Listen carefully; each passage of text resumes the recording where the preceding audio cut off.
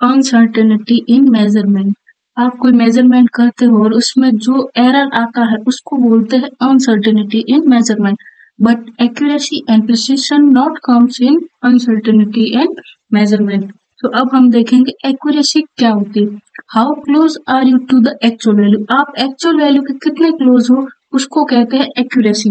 For example we take a tower, हमने tower लिया and we set 3 student to measure its height. So जो first student है वो इस टावर की हाइट मेजर करता है 4 metre, second student 4.5 metre and third student measure it as 5 metre. तो हम देख सकते हैं कि जो थर्ड स्टूडेंट है उसने जो हाइट मेजर की है वो एक्चुअल हाइट के एकदम इक्वल है, तो इसको बोलेंगे एक्यूरेसी। वेयर एज प्रिसिशन क्या होता है, how two and more measurements are close to each other.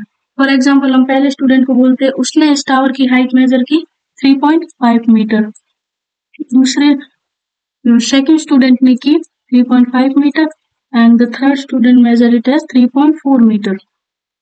सो हम देख सकते हैं कि ये जो तीनों वैल्यूज है ये 5 मीटर से मैच नहीं खा रहे, पर ये आपस में मैच है, जैसे 3.5 के नियरली क्लोज है एंड ये जो 3.4 है ये भी 3.5 के लगभग क्लोज है, तो हम इसको बोलेंगे प्रिसिशन। हम इसके रिलेटेड कुछ क्वेश्चंस करते हैं। First question is, a scale measures the mass of a mango as consistently as 5 kg less than the actual mass. So इसका क्या मतलब है, हम एक मेजरमेंट ले रहे हैं और उसमें हमारे पास बार बार 0.5 मास लेस आ रहा है एक्चुअल वैल्यू से, तो बार बार क्या आ रहा है 0.5, पहली मेजरमेंट, दूसरी मेजरमेंट में भी 0.5 kg लेस आ रहा है, तीसरी मेजरमेंट में भी लेस आ रहा है। मीन्स कि ये जो वैल्यूज है ये जो आपस में तो इक्वल है, दे आर इक्वल, बट इनको हम एक्यूरेट नहीं बोलेंगे। क्यों नहीं बोलेंगे, क्योंकि ये हमारी एक्चुअल वैल्यू से हमेशा 0.5 कम ही आ रही है, तो इसको हम, और ये जो है आपस में जो है सेम है, तो हम इसको बोलेंगे ये प्रिसाइज है but not accurate. Now second question, the mass of a bag is 10.5 kg। एक बैग है उसका एक्चुअल मास है 10.5 kg और एक स्टूडेंट ने मेजरमेंट ली 10.5, 10.6 और 9.5।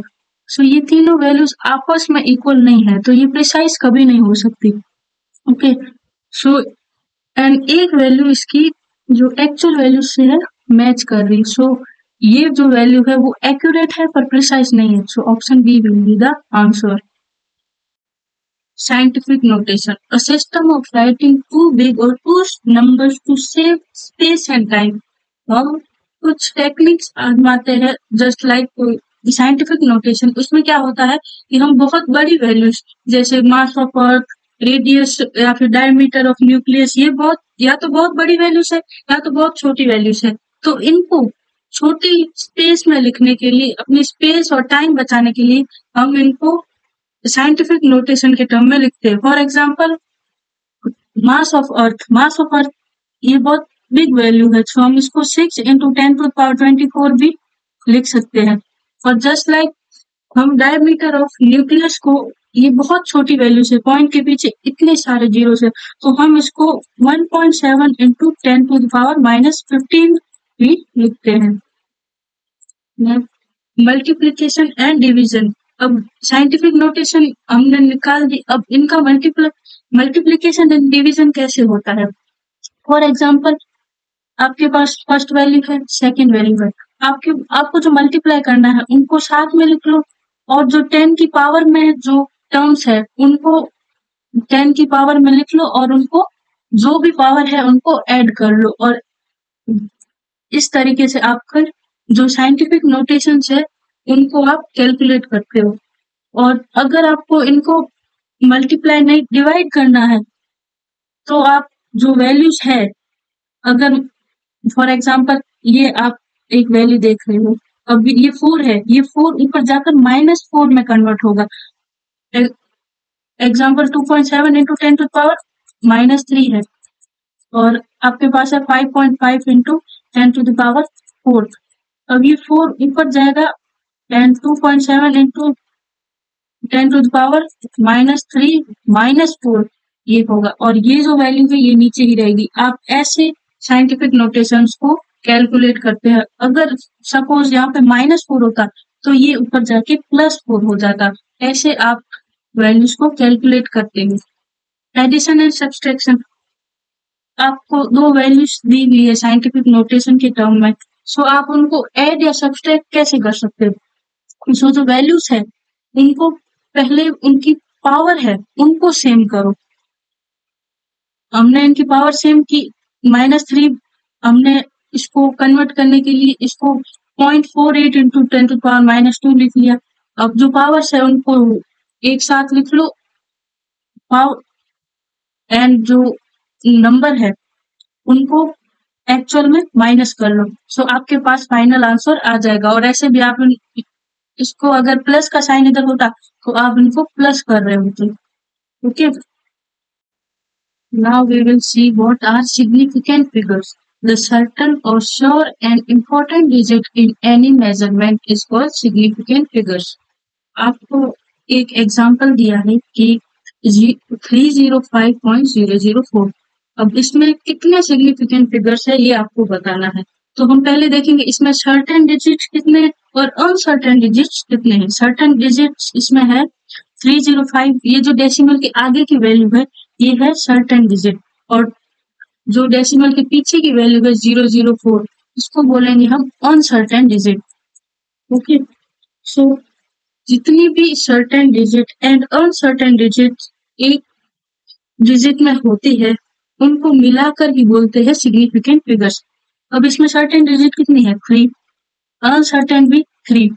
सो टोटल सिग्निफिकेंट फिगर्स इस नंबर में कितने हैं? 6 सिग्निफिकेंट फिगर्स इस नंबर में है। सो ये थोड़ा मुश्किल हो सकता है पर हम इसके लिए एक ट्रिक बनाते हैं। सो पहली ट्रिक है फॉर नॉन डेसिमल नंबर्स। आपको अगर कोई भी नॉन डेसिमल नंबर मिले तो आपको उसमें फर्स्ट नॉन जीरो डिजिट से लेकर लास्ट नॉन जीरो डिजिट तक जाना है। For example first non zero digit इस वाले नंबर में क्या है? 2 है, और लास्ट नॉन जीरो डिजिट इसमें है 3। तो इसमें टोटल सिग्निफिकेंट फिगर्स कितने हुए? काउंट करो, 1 2 3 4 5। तो इसमें 5 सिग्निफिकेंट फिगर्स है। Next example, first non zero digit है 2 और लास्ट नॉन जीरो डिजिट 4, तो इसमें 3 सिग्निफिकेंट फिगर्स है। नाउ दिस एग्जांपल, इसमें जो फर्स्ट नॉन जीरो डिजिट है 9 और सेकंड नॉन जीरो डिजिट है 5, तो इसमें भी 3 सिग्निफिकेंट फिगर्स है। अब हम देखेंगे फॉर डेसिमल नंबर्स, उसके लिए ट्रिक है first non zero to last digit. जो फर्स्ट नॉन जीरो डिजिट है इस वाले क्वेश्चन में वो है 1 और लास्ट डिजिट है 0, तो इसमें जो total number of significant figures है वो है 3 सिग्निफिकेंट फिगर्स इसमें है। नेक्स्ट एग्जांपल, इसमें फर्स्ट नॉन जीरो डिजिट है 6 और लास्ट डिजिट है 1, तो इसमें टोटल 5 सिग्निफिकेंट फिगर्स है। इन दिस, पहला जो नॉन जीरो डिजिट है वो है 5 और लास्ट डिजिट है 0, तो इसमें 4 सिग्निफिकेंट फिगर्स है। ऐसे हम नॉन डेसिमल नंबर्स और डेसिमल नंबर्स में सिग्निफिकेंट फिगर्स कितने हैं वो हम कैलकुलेट कर। Now we will see what is dimensional analysis, the process of converting one set of unit into another. आपके पास फॉर एग्जांपल एक यूनिट है 3045 मीटर, आपको इसको कन्वर्ट करना है किलोमीटर्स में, तो आप इसको कैसे कन्वर्ट करेंगे, इसी को बोलते हैं डायमेंशनल एनालिसिस। तो हमें पता है कि 1 किलोमीटर में होते हैं 1000 मीटर। सो हमारे पास जो डिजिट है अगर हम उसको 1000 से डिवाइड कर ले तो we know that we have 3.045 kilometre. So ऐसे ये एक डिजिट दूसरे में कन्वर्ट हो गई, इसी को डायमेंशनल एनालिसिस बोलते हैं। एक और एग्जांपल लेते हैं, जैसे आपके पास 35 डिग्री सेल्सियस आपके पास टेम्परेचर है और आपको इसको केल्विन में कन्वर्ट करना है।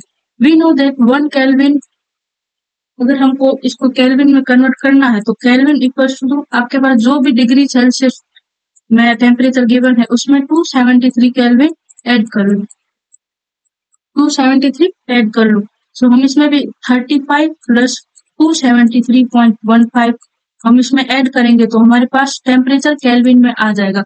सो ये था आज का पूरा part. Now we will see in next part जिसमें हम सीखेंगे laws. So stay connected and thank you for watching.